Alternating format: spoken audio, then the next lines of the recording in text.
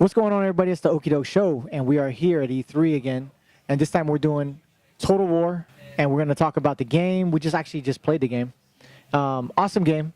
I'm a StarCraft player myself, so this type of setup of a game is kind of like up my alley, is what I like. First-person shooter, that's more him, like Call of Duty, stuff like that. But, I mean, I enjoyed it. I mean, if you can just take us a little bit through the history, because the history of the game, like we were talking about earlier, and just a little bit about what you guys put into this new game that's coming out and different from the first one.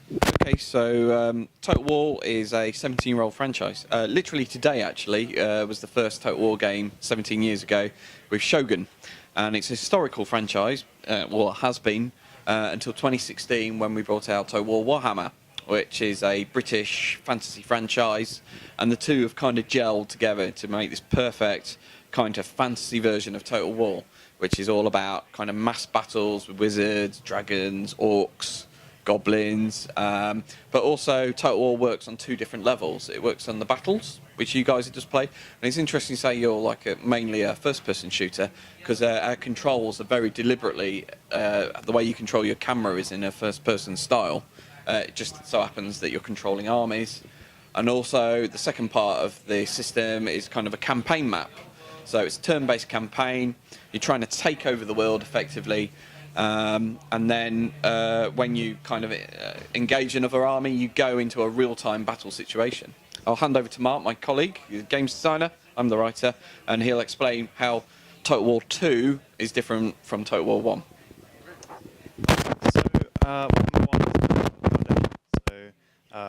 Similar to this game, 4 playable races in a big map, and this game is kind of building on top of that. So 4 brand new races, Lizardmen, High Elves, Dark Elves, and a 4th race that we'll announce soon, in a brand new map. So that's 4 new continents, and each race starts in one of those continents. So it's a whole new set of gameplay. You're going to get hundreds of hours out of this. You'll want to play as each race because each one plays completely differently. They all have their own set of features, and each one is kind of like its own game. Is there an option for different stories? Is there an option for game speed? Is there a way to speed up the game or slow the game down? Yeah, so the campaign is turn-based, so you kind of play as however fast you want. But in the battle, yeah, at the top right there's an option for you can play it in slow motion or fast forward. So yeah, we have options for pretty much every control you could think of. We're trying to make this accessible to everyone. So the more options, the better. It's kind of our motto for this game.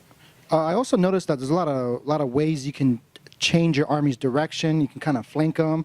Seems like it's very strategy based, and it's also looks like if I was to play with other opponents, that I would see how their army would attack me and kind of on the fly make adjustments. Is this what this game is based on? Adjustments and countering? Yeah, there's kind of 2 parts to the battle. There's kind of maneuvering your army as a block as you approach, but once you kind of get into the melee combat, it's more kind of unit versus unit. So each unit has their own stats, which we've kind of interpreted from the board game Warhammer. And then at that point, you want to put each character has their perks. Like some of them are better at hand-to-hand. Some of them are more projectile. So you want to keep those guys with weaker armor in the back. Seems like a lot's going on. Okay, very interesting. Okay. Every faction has their own set of units.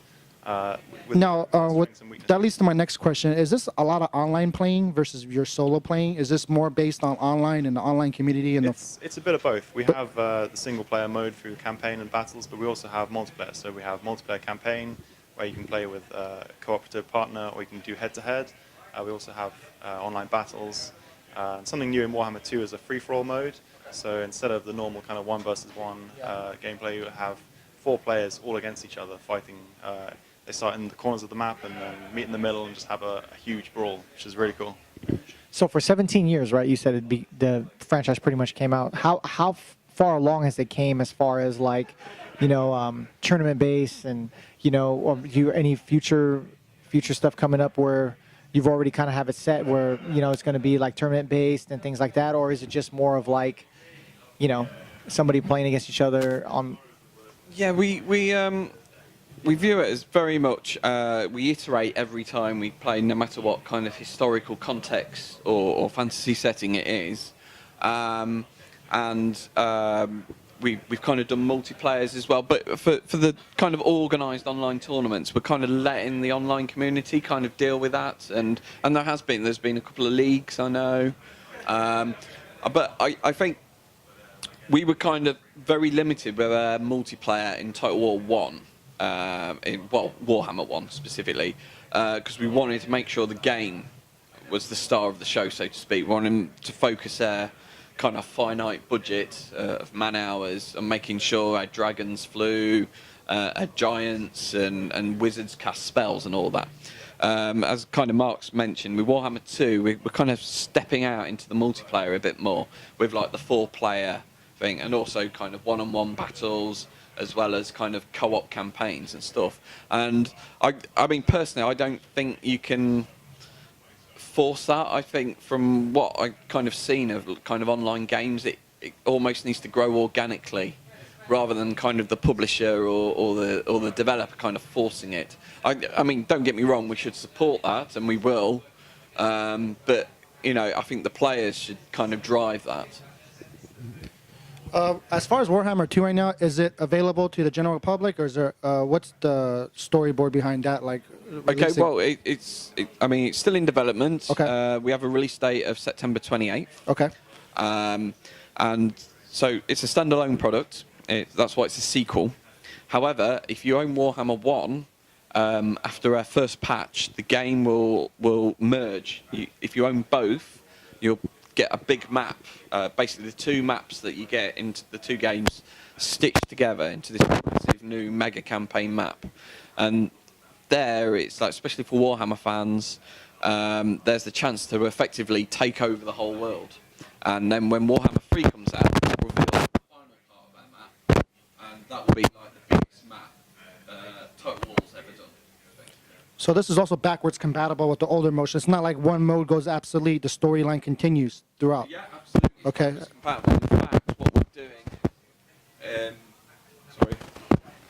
In fact, what we're doing for stuff like where we make innovations, like dragons in Warhammer 2, they can breathe fire when they're flying. And we didn't have time to do that in Warhammer 1, but we managed to get it into Warhammer 2. But what we'll do is all the dragons in Warhammer 1 will get updated to have that new stuff. So we're going to make sure the races from the previous game last year kind of stay competitive, because we're kind of in this for a long haul kind of thing. Okay. Well, thank you, gentlemen. I mean, I know they're tapping on window saying that you kind of crunch for time, right? You guys probably been doing this all day, right? Yeah, sure. So as we go along, right, there's definitely going to be new characters you're going to consistently introduce. Now, is that patches that you're going to give out for free, or are you going to have to continuously purchase the new characters and they're coming out? For Warhammer 1, we released a lot of DLC, but a lot of free content with that. So Okay. every DLC we ship, we make sure we include some free content. There's also standalone patches that are completely free. So for Warhammer 1, we had a race pack, Bretonia, which was completely free. Okay. So yeah, we're going to be doing more of that. I think everyone's going to be happy by the time we finish with it. Right. Well, yeah, gentlemen, I mean, we thank you. I mean, it was kind of cool. You know, for me personally, again, I love playing games like StarCraft and things like that. So the setup and selecting armies and putting them together and running strategic type attacks, I enjoy that type of stuff. So Yeah, it's good to hear. yeah, it was definitely. Yeah, and I love dinosaurs too. You know what I mean? So again, we thank you for your time, Mark and Andy, and then you know, hopefully we can talk to you guys in the future and see what's going on. Yeah, that'll be great. All Thanks a right. lot. Thanks, guys.